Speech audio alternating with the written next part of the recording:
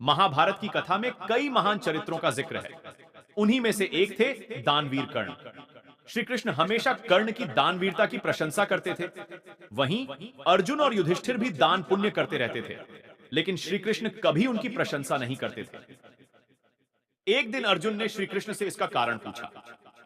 श्री कृष्ण बोले, समय आने पर वह यह साबित कर देंगे कि कुछ दिनों के बाद एक ब्राह्मण अर्जुन के महल में आया।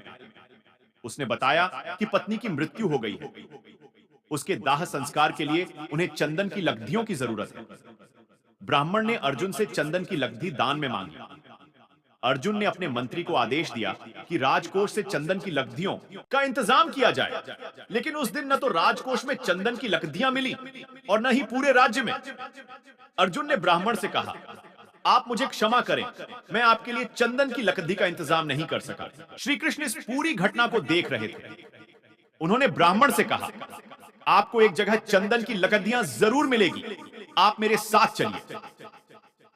श्री कृष्ण ने अर्जुन को भी अपने साथ ले लिया। श्री कृष्ण और अर्जुन ने ब्राह्मण का वेश बनाया और उस ब्राह्मण के साथ कर्ण के दरबार में पहुंचे।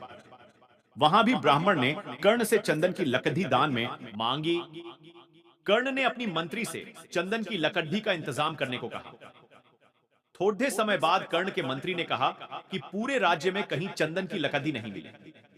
इस पर कर्ण ने अपने मंत्री को आदेश दिया कि उसके महल में चंदन के खंभे हैं, उन्हें तोड़ कर ब्राह्मण को दान दिया जाए।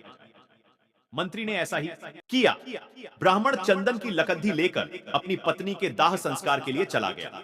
श्री कृष्ण ने अर्जुन से कहा, देखो, तुम्हारे महल के खंभों में भी चंदन की लकड़ी लगी है, लेकिन तुमने ब्राह्मण को निराश किया। वहीं कर्ण ने एक बार फिर अपनी दानवीरता का परिचय दिया।